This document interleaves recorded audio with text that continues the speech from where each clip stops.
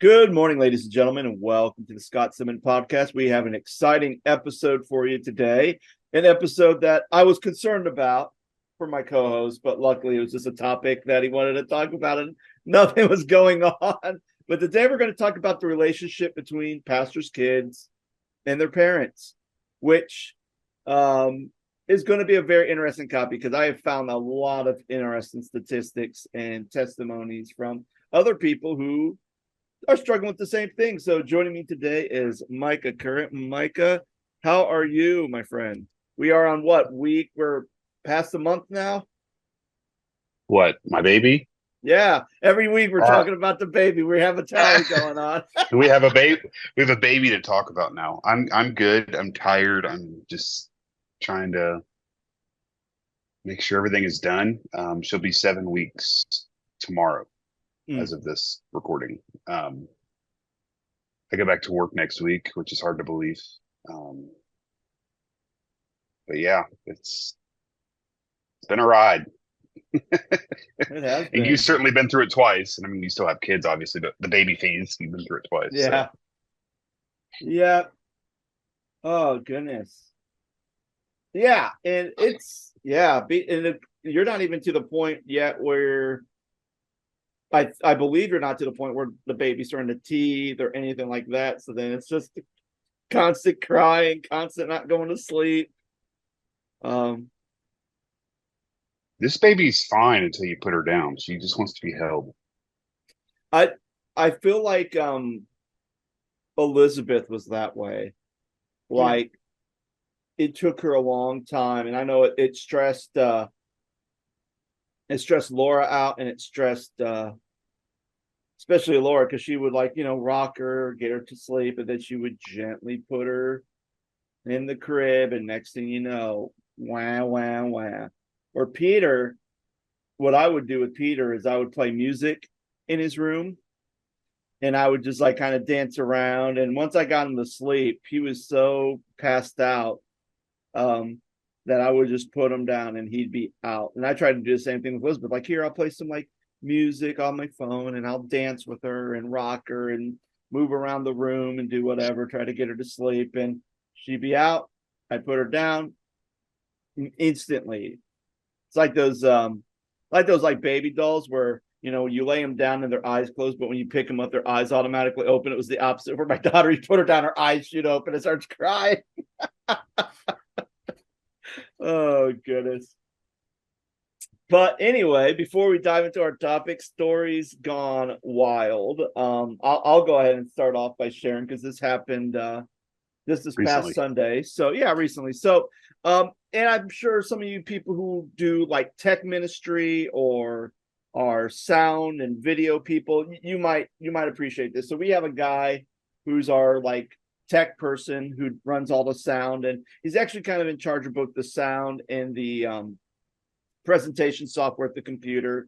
So when I was preaching last Sunday, um, I had like a little like documentary video, and we have two worship spaces. One's for our contemporary service, the other one's for our traditional service.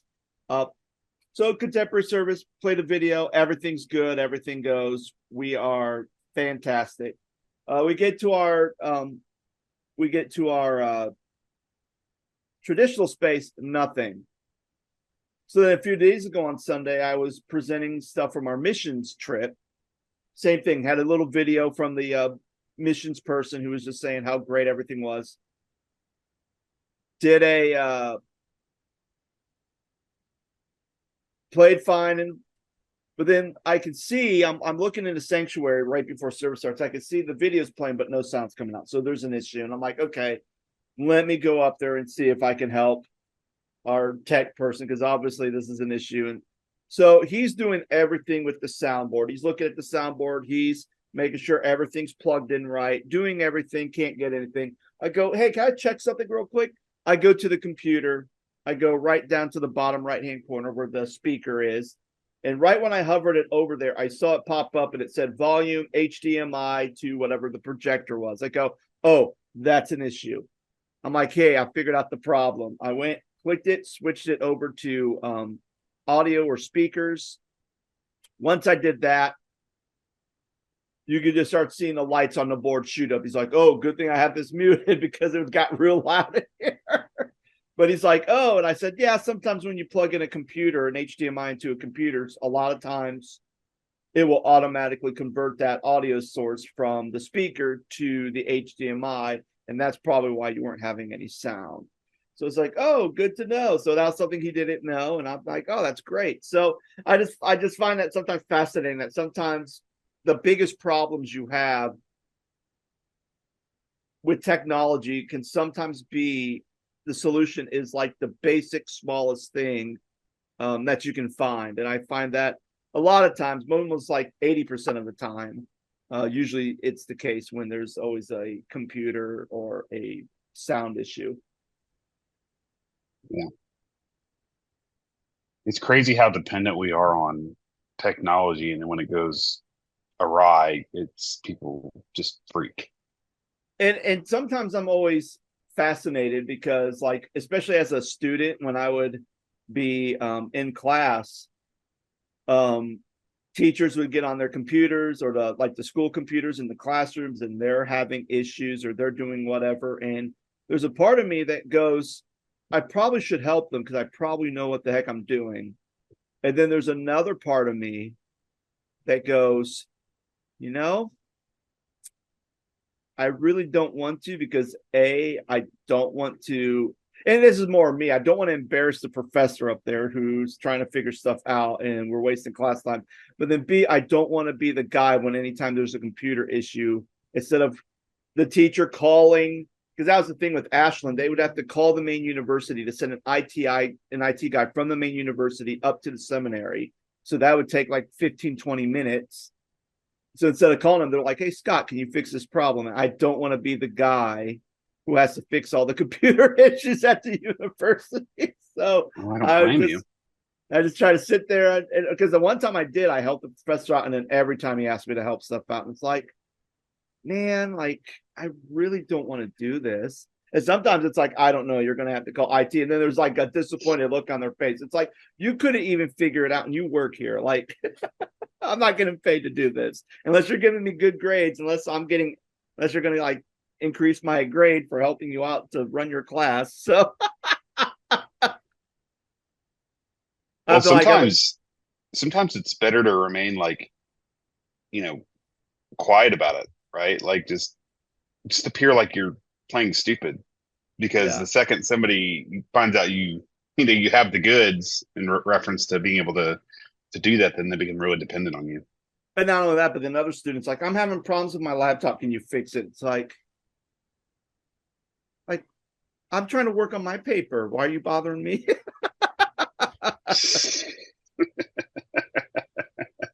Goodness. Um, so kind of along those same lines, I haven't shared a story from higher ed in a while, and so I was thinking about it as you were talking. But like, um, so I work at Miami University in the College of Creative Arts, and every spring we have these things called Make It Miami, which is like high school students trying to make their final decisions on where they want to go to college. And so each division within the college hosts these Make It Miami events. So they come to campus, they go to admissions, and then admissions brings them to our division. So like for me, it's the College of Creative Arts. Some people may go to the School of Business, some people, the School of College of Arts and Sciences. Some people will go to engineering, wherever they're interested to go to school. And so what happens is they have the big session with admissions, then admissions brings them to us. Then we have a mini session with our dean. And then like it just depends on the week, right? Like you could have 25 kids, you could have 75 kids. So they have the big meeting with our dean and our dean staff and some of our faculty. And then they break out into small groups. And the small groups are based on more of like the major you want to pursue, whether it's art or music or theater or emerging technology and business design, uh, architecture and interior design, whatever major they're interested in with the College of Creative Arts, they break out into small groups. So we have a pretty big division, and I help the IT guy from time to time. And we have this video that plays in all of our sessions, and he left me a laptop to play a video and to show our associate dean how to play this video. And so he walked me through step by step, and then he was like, "Here, you try it while I'm still here," because he had another thing he had to get to because he was spread so thin that day. And so, sure enough, I walked through it. It worked, and then he left, and I went back to my office, and I came back 15 minutes later to do the presentation and show the associate dean how to do that. And sure enough, it would not play. And it was one of those things where it was like I was using a MacBook Pro and it was going to play wirelessly from one of the teacher stations. And for whatever reason, it would not play for me. And so I ended up texting Chris and Mhm. he came back. But as soon as Chris came back, it started working. So to this day, we still don't know why um, that quit working. So, That's hilarious. Oh my goodness. Yeah. but it's like that, like you were just saying, Scott. Like it's like you can know what you're doing, but at the same time, it's crazy stuff happens. Oh yeah. Absolutely. Absolutely. Yeah. So sometimes it's the little things that can cause some of the big issues, and that might be a little segue into our topic. So yeah, so I think this topic's going to be interesting, talking about, kind of, as pastor kids become adults and, they go to college, they get married, they have their own lives. Kind of there's always some friction between pastors' kids and their parents, um, for a lot of variety of reasons. And, Micah is a PK, and I'm a pastor and I have kids. So I think from our perspectives, it'll be interesting because Micah's an adult male who lived as a pastor's kid under his parents' home for years, and then for me it's like I'm a pastor and I'm raising my kids, and I want to try to make sure I raise my kids in a way that they don't end up hating me at the end of the thing or have some conflict or trauma, which Are you saying that or I have trauma? um I do. I do. Micah, you're putting I do. I didn't I know you do, I but do. I wasn't I gonna do. like say already this episode's going off great, man. We're not even gonna talk about it. Like, what did you say about me? You talking about my trauma? Like, no, but I I'm mean, getting a phone call later today. but even like my mom's a PK, so I'm kind of like a GPK, a parent, pastor's grandkid, a PGK, and yeah, it's being having a family member, especially like a father or grandfather who is a pastor, um can be very dicey and can be very tricky. And so Micah, I'll go ahead and have you kind of start off with, I guess, how would you, from either your own experience or even from like maybe other people who are pastors' kids and now they're adults, like kind of what do you kind of see or experience the relationship between um yourself and or your friends and their parents who are still serving as ministers? Sure. So I I'm a pastor's kid, like Scott said. Um, we did an episode about a year and a half ago with Jordan Halstead about being pastor's kids, and a lot has happened in my life since then. Um, but a lot of it's been uncovered in therapy. A lot of it's stemmed from the adult relationships that I've had with my siblings and my father since my mother's passing in 2021. Um, and I'm glad to share anything. But something that really caught my attention, and I've been thinking about it over the last couple of days, is yes, I have a lot of trauma as a pastor's kid, and there's just expectation of who I am, and I want to get to that in a little bit. But something that I've noticed is that like it's one of two things, Scott. Like if you're a pastor and you have kids and a wife, it's kind of this catch-22, if you will. Mhm. And what I mean by that is that the church really wants to see you as the face of the church. They want to see you as the face of the brand. They want to see you in front, and they want to see you in public, and they want to see you um, be uh, be there, be present. And on the other hand, it's like, well, are they doing too much? Are they running the media? Are they singing on the worship team? Are they leading worship? Are they speaking in a rotation of speakers? Are they leading a small group? Are they teaching a Sunday school class? And then people are like, well, is that nepotism?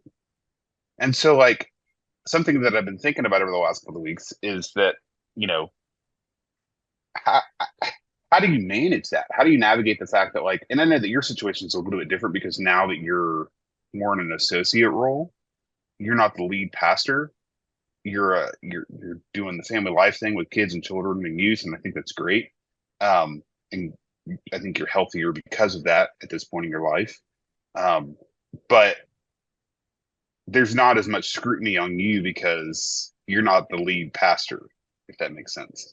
Mhm. Um, but it's, you know, for the purposes of today's episode, I've seen them worked at churches where both pastors are young and have young kids and it's not a big deal, but then they have middle-aged kids and they're serving on the worship team and they're running the media and they're running the sound and they're heavily involved with everything the pastor does because it's a church plant and they don't have enough volunteers. But then I have worked at other spaces where you have grown children who do everything. And it's like, well, that's a little bit, you know, it's nepotism in my opinion, because it's like they've had staff turnovers and staff leave and they've not replaced those positions. And it's it's evident that at times there's two or three or four of that family on the stage at all times. Mm. And so it's like it gets really muddy. So I wanted to get your thoughts on that, and then I was going to share a little bit about, kind of my struggle. Yeah. So, oh, yeah. There's a lot of complexity. Like even just the stuff that I'm reading, statistics, everything else. Very few do you see pastors' kids still get along with their parents. Mm, Um, very few, and I think a lot of that is because I think it just depends on how the parent approaches what they are communicating and what they're modeling to their kids. right. I read one thing, like I mean, for an example, like with my mom, like my grandfather was a pastor, and what was happening in the public life of the church was very different than what was happening in the private life. There was abuse happening. There was a lot of um, thing. So basically, this was kind of a Dr. Jekyll, Mr. Hyde sort of situation where, and eventually when my mom met my dad and they graduated high school and they got married as high school sweethearts, like the first thing they both wanted to do was get out of their parents' houses, just leave. Um, so they did that, but then I know even though my mom had a very conflicting relationship with her father and still does, like there was almost kind of like this, well, I need to take my kids to church, so I'm going to go to the church that my father's pastoring, even though he's not the person he says he is, and also very abusive too. And I think she hid that from my dad because my dad's like, oh yeah, Pastor Don's pretty good. Like, we'll go to church. That's kind of fun. Like, our families can be together, blah, blah, blah. Um, and then there's some where it kind of puts a strain on, like, especially if you're a pastor's kid and you get married, sometimes that could put a strain on your relationship. I've been reading one story where this guy is getting married to this girl who's a PK, and the parents are wanting both her and the fiance to attend their church of 50 people to be attend their church after they get married. And he's like, no, I'd like to go to a different church. And the family got mad about that. And yet his fiance is conflicted because she's like, yeah, I see your point. Like, my parents are kind of controlling, but at the same time, my brothers and my sisters go there, and all my nieces and nephews go there. And, and I'm kind of involved in children's ministry, or I don't know if I'm involved in children's ministry. It doesn't necessarily mean I volunteered for children's ministry, but, if I leave, then that's going to kind of put them in a bind since they're so small. So you kind of start making excuses like, well, if I leave, I'm going to really upset my parents. I'm going to kind of leave a lot of stress onto the church. And that kind of makes you feel bad about things like, oh, am I disappointing my dad? Or maybe I'm disappointing God too in the process. And so I think there's just a lot of layers of complexity that goes into being a PK, which is why there's kind of this tension and these hard feelings that tend to happen. And then there's some, like, I have a buddy of mine who his parents were pastors, and they all of them still get along great. They still hang out. They still, there's no issues. But again, like, they're all moved out of the state, so it's not like they're.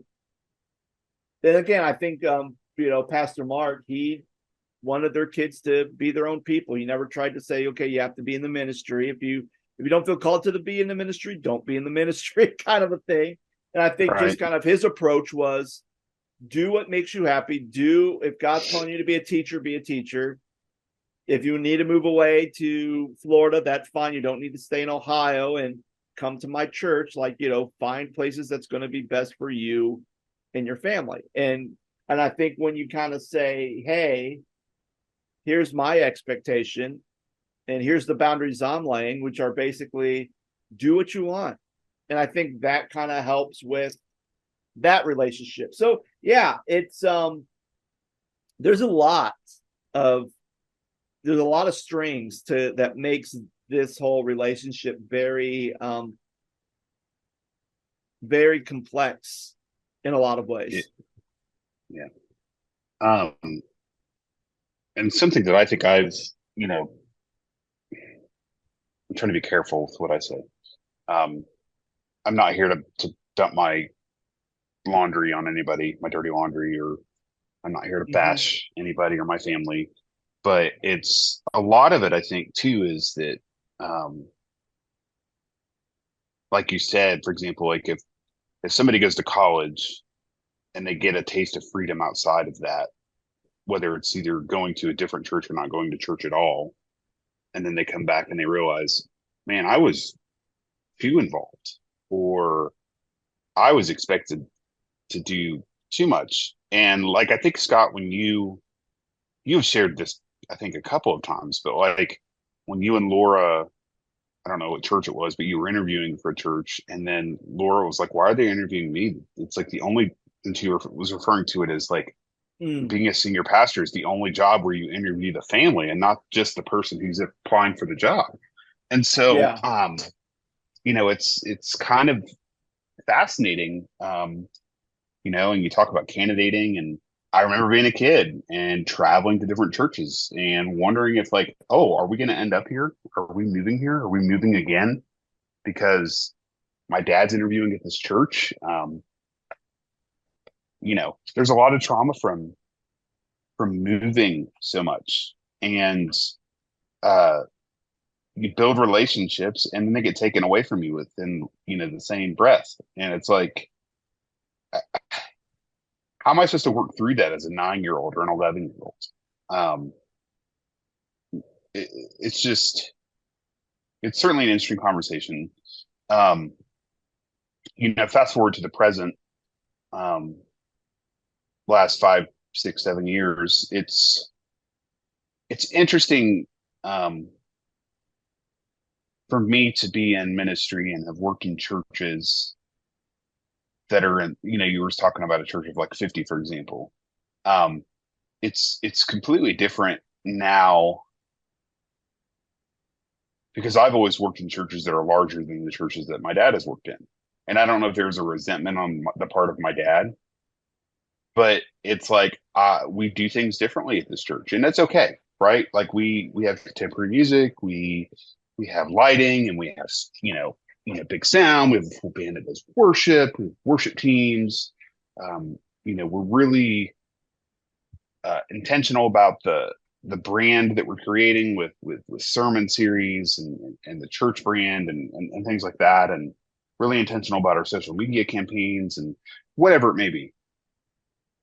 And then there's the whole conversation of theology. And it's not that, it's something radically different than what my dad believes, but like we're we're both ordained in the Church of God. And you would think that I was ordained, somewhere completely different, because I don't want to sing a hymn every single week, or I don't want to um, do services exactly the same every Mm, week, or I don't want to um, be involved with camp meeting or uh, district business or state business or the politics of the church. And there was a couple of weeks ago where I was on the phone with my dad, and he serves as I think the credentials chair in the state of Pennsylvania. Um, and when we hung up, my wife was like, "All he cares about is titles."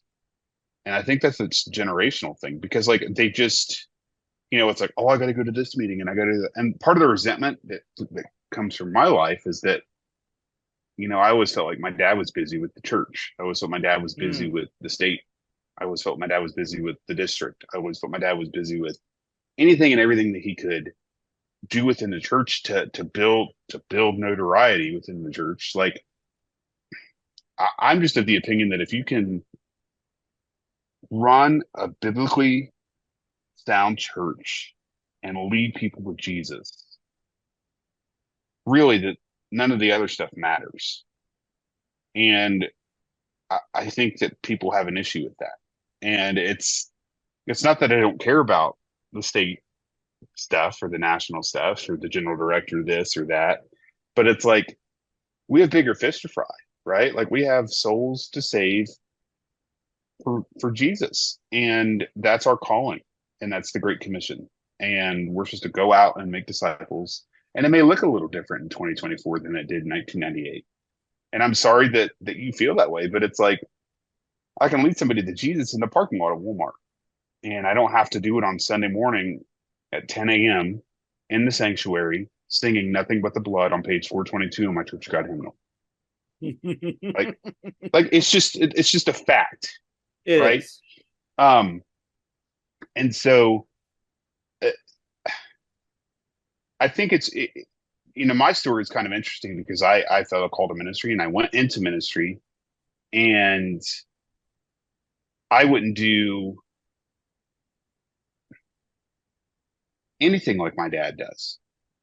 And there's it's not a knock on him, but it's just it's a difference of opinion. It's a difference of philosophy of ministry. And another thing that's fascinating is that like my older brother and I don't, you know, if we lived in the same town as our dad, we would probably not go to the same church that he pastors,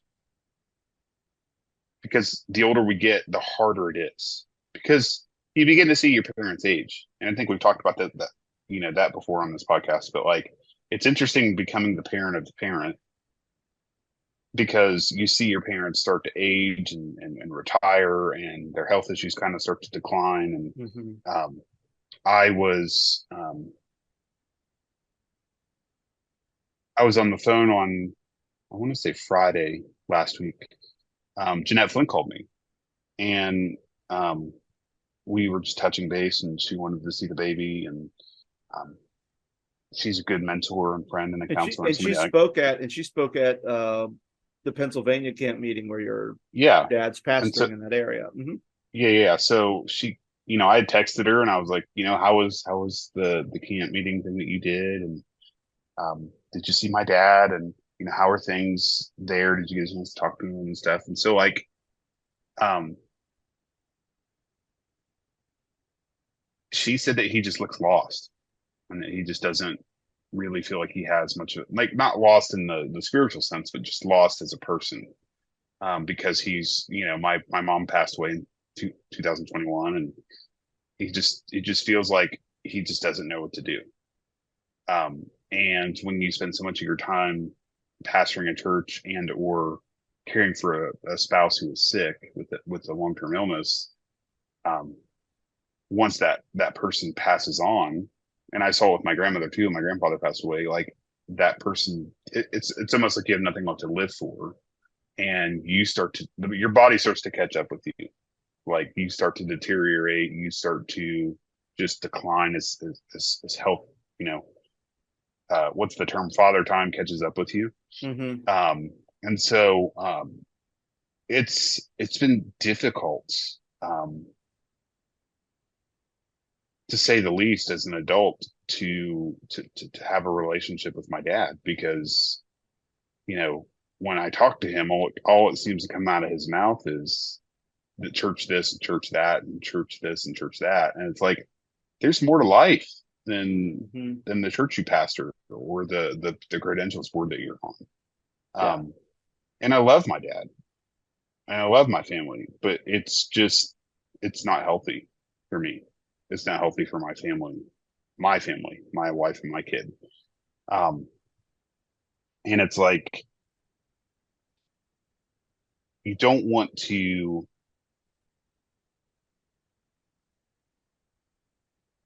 you don't want to have it's hard to not have a relationship. I'm trying to say this correctly. It's hard to not have a relationship when you want to, even though you know that it's better not to, because it's just not healthy. Mm. Um, and um,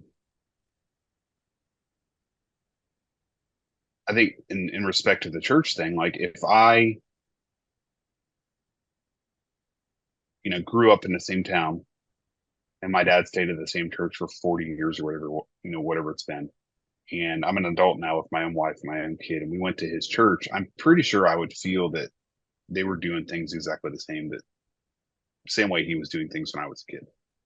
And so, like, I think that you have to evolve with time. You have to try new things. You have to, um, advance the kingdom of God, as I said earlier. But like, it's just not easy. I'm like, does any of this make sense? Like, is it Yeah. like, I just, and I know that I'm not the only one out there that have struggled with relationships with their parents who have been in ministry, because there's just this expectation of like, um, perfection, and it's just not obtainable. Mm-hmm. And, I would rather remove myself from the situation than put myself in a situation where it's not healthy. And Yeah.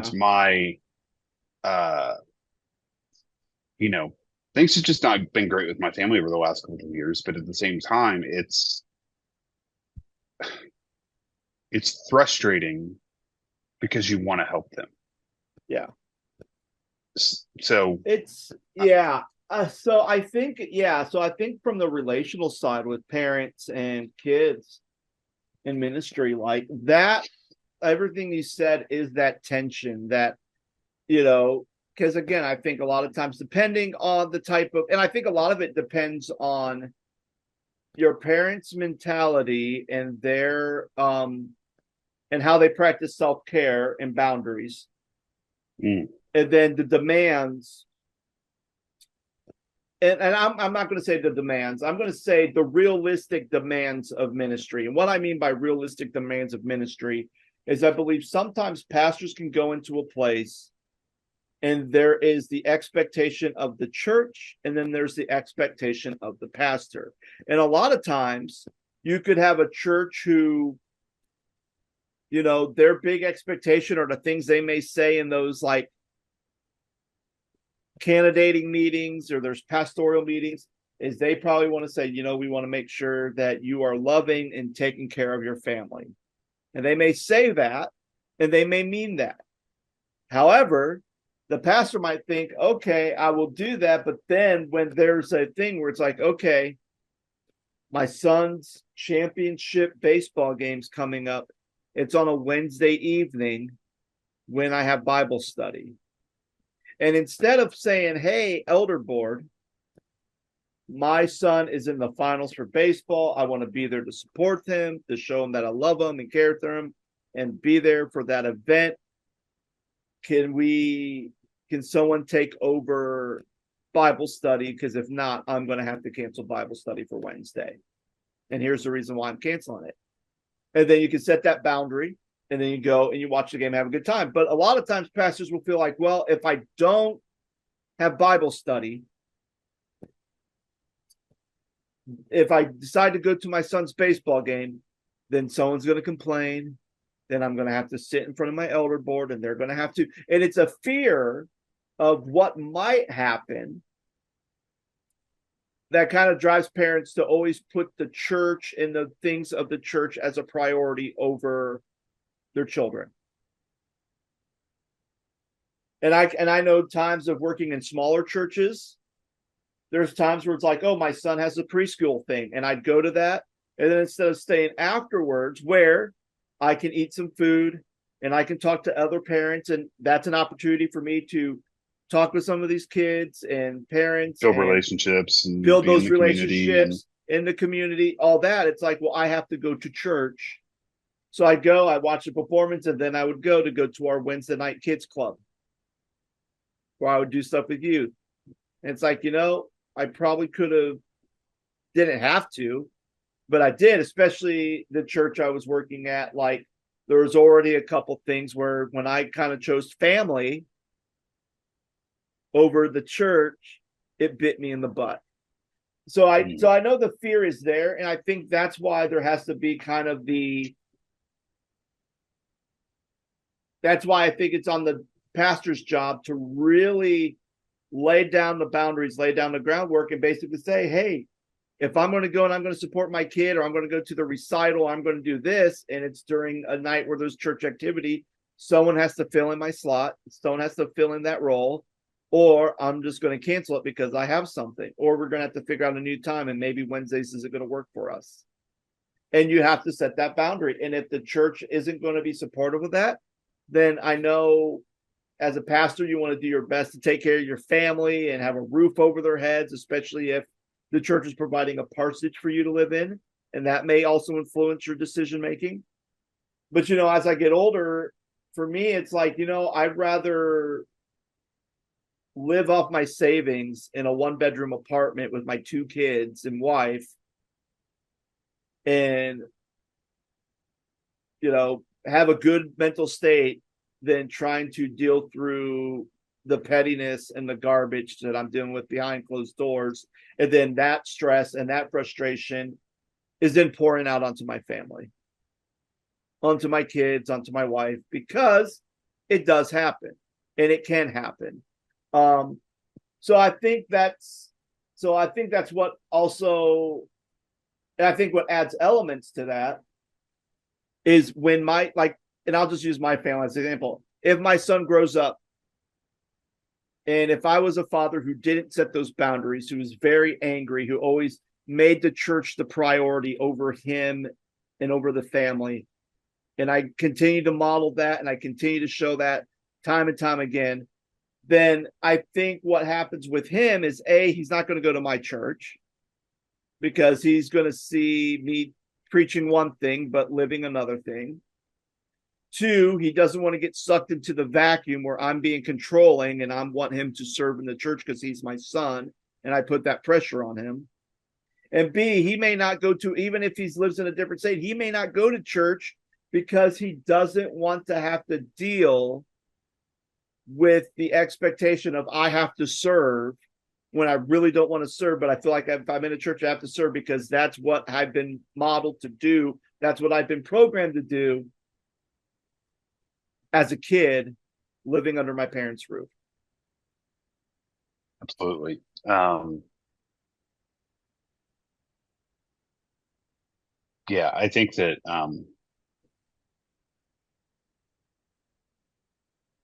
and I've shared on this podcast, but like this is before I had a child of my own, but like there was this, a season, a couple of years ago where I was in a ministry assignment and it just wasn't healthy. It wasn't healthy for me. The demands of it wasn't good. And 6 months into it, I just knew that I wasn't supposed to be there. And I looked at my wife and I was like, it's not worth our marriage. It's not worth my blood pressure. It's not worth, um, if we were fortunate enough to have kids, it's just not worth it. Mhm. And so, I walked away and sort of like what you just said, like we had money in savings, it was kind of right in the middle of the pandemic where we weren't doing anything anyway. So like we were literally just living, being able to pay our bills and do that off of one income. And I also, did some stuff on the side and, it's, it's, uh, it's doable, but if it's not worth your mental health or your health in general, like it's probably better to walk away. And I know there was a season in my life when I was younger where I was mad at the church. I wasn't mad at God, but I was mad at the church. And I just decided that I wanted to take a season where I wasn't going to go to church because I was just so furious with how things were going. And it was something that I had to work out with God. Um, and I ended up back in church, obviously, and felt a call to ministry, and that's part of my story. But um, the one thing I'll say as we kind of wrap it up is that when I was 18 years old, my parents moved to North Dakota, and I was going to go to West Virginia and go to college, and decided to move on my own. And at the time, it was like, oh my gosh, this is tragic because for the first time in my young adult life, I don't have my family around. They're 1,500 miles away. It's what if they need me? What if I need them? What am I supposed to do? I'm going to college. I'm going to figure it out. But in that season, I learned, and I learned it and I'm reminded often, but like if I had not done that, I would not be as independent as I am today if I would have just went with them. Meaning like it forced me to grow up and become the man that I'm supposed to be. It forced me to have a better relationship with Jesus. It forced me to figure out my finances and, eventually finding the person that I was going to marry and do life with and get a career and get a degree and have a child. And um, I think that there's also this kind of unhealthy dependence on long-term ministry assignments in a church where, hey, I've been the pastor of this church for 28 years and my family goes here and my grandkids go here. And, we make up a third of the congregation because of, we've never left. Right. And there's nothing wrong with that. But at the same time, it can become total controlling at times. And so, um, I guess just being mindful of the situation and, um, I know your kids are super young, but did they understand or do they have any sort of, Uh, I maybe, and that's the thing. They're so young, so I don't know. I mean, I know at least Peter had seen me be stressed out, have seen me been very angry and upset, but he has also seen me where I'm at right now. He has seen me where I'm not all on edge or fringe. I'm pretty chill. And I think that's the other thing too, because I know and this was like, and I'll talk about my son because right now we're doing some testing and some looking at to see if he has ADHD. So this has been like a at least a year-long process since we started kind of this journey, just to kind of see if he has this, to get him the help he needs to be able to stay focused so he could do well in school and everything else. But you know being at church when he was younger, he's just a kid, so he's hyperactive, right?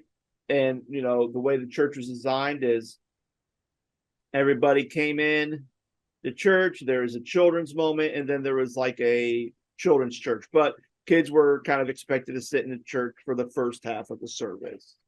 um so he'd be hyperactive or whatever. And there was a church member who made the comment about him being active, even though he wasn't running around during services. He was just doing it like right before service even started, just running around, playing with the other kids, having a good time, whatever. But there was a person who mentioned about another person in the church, an older gentleman, who's like, oh, yeah, you might want to kind of keep your eye on him, especially if he's around this person, because I've seen this person like slap a kid. And I'm thinking, oh, okay. So for me, I'm thinking, okay, either one or two things are going to happen. Either A, if it does happen, Pastor Scott's going to go into hiding because you're going to get a very different version of me, and it's not going to be pretty. Or you're going to see me apologize, and then I'm going to start scolding my kid about, hey, you shouldn't be running around. Why are you running around in the church? Or I'm going to be getting in my wife's case saying, hey, you need to control our kid. I can't do it because I'm preaching. I'm doing ministry. What are you doing? And that's really the two extremes of everything. Yeah. So, and luckily nothing like that ever happened. But I think when that told me that, there was a fear of how am I going to respond if this does happen. And both of them were not good options if it goes to the extreme, especially in that moment. If it happens right in the moment I see it, like, and my best bet is I probably was going to go, hey, we don't hit children. Why did you do that? And be confrontational and try to do it peacefully. But even the fact that I would be confronting somebody who's considered a pillar, and if you don't know what that means, like somebody's very important in the church, then I'm sure even if I stood up for my child, I'd probably be having a special called elder board meeting to talk about what I did. And it's like, so, and then I have to like defend, like, oh, so it's okay for someone to slap children. So, and I mean, and again, but fast forward to here, the lead pastor here has ADHD, has been like undiagnosed, but has managed it well. And so when she sees Peter laughing, or maybe he's running the hallways, or he asks like a million questions, for her, she sees that as an opportunity and just is always trying to say how wonderful he is, how great he is, always wants her to help her with stuff. And it's almost like he's accepted for who he is. And, I don't think, and I haven't heard anybody say, oh, be careful, don't have your kid near this person because they've been known to slap a kid. Like, so, yeah. So I think the culture, and I think that's kind of hard because unfortunately, a lot of churches probably have a lot of unhealthy cultures than what they realize than healthy cultures. And even sometimes, even the healthiest cultured churches may have a little bit of unhealthiness to them, but at least, they at least are upfront about it. Like, hey, we struggle with this, and this is the thing we're trying to work on and work through. And I think those churches that are honest with the good and ugly within their church culture, and I think the pastors, when they're raising their kids, can say, hey, this is a non-negotiable, this is a boundary, and I got to let my church know, I got to let my board know, because I'm going to do this. If my son has a baseball game and it's an important game, I'm going to go. Like, maybe there might be a game where I'll choose church over my son, but if they're going into playoffs or anything else, I want to be there because I don't want to miss them when that kid hits their first home run or they pitch their first no-hitter or what, because then you feel bad. Oh, I was doing the church and I missed all these key events in my child's life because I chose not God, but the church over my family. Well, and I think you bring up a great point. You know, in today's society, we get really caught up in, you know, sexual preference or ideology or politics or, uh, race. You know, how often do we actually discuss things like, learning disabilities and disabilities in general and, you know, people that have, mental health issues or whatever it may be. Um, and it's great that your son feels comfortable where he is. And yeah, something to be mindful of for sure. Yeah, absolutely. So, friends, that's going to be it for us today. So let me know, like, are you a pastor's kid? Do you have a great relationship with your parents? Is it complicated or is it non-existent? We know we like to hear your thoughts. Also, kind of let us know, like, hey, are you still attending church? Are you attending your parents' church? Are you attending a different church? Or maybe you're not even a Christian anymore. Maybe you're Buddhist now. Like, what? We would like to know everything that's going on with you. And again, like, we just want to know your thoughts about what it was like for you growing up as a PK or even a missionary's kid too, because I know there's some who probably experienced the same thing with travel and moving places as well. So, friends, thank you so much for listening. I hope you have a wonderful rest of your week, and we'll be back on with another episode. Take care. Thank you for listening to the Scott Stedman Podcast. The Scott Stedman Podcast is made possible by support from our listeners. We thank listeners like Patty and Scott, whose support goes to this podcast's continual growth and maintenance. If you want to support this podcast, you can do so in a number of ways. First, feel free to give us a 5-star rating if you enjoyed this episode and share it with your friends. If you'd like to financially support the Scott Stedman Podcast, you can go to the website ko-fi.com/the Scott Stedman Podcast. That website again is ko-fi.com/the Scott Stedman Podcast. Thank you so much for listening.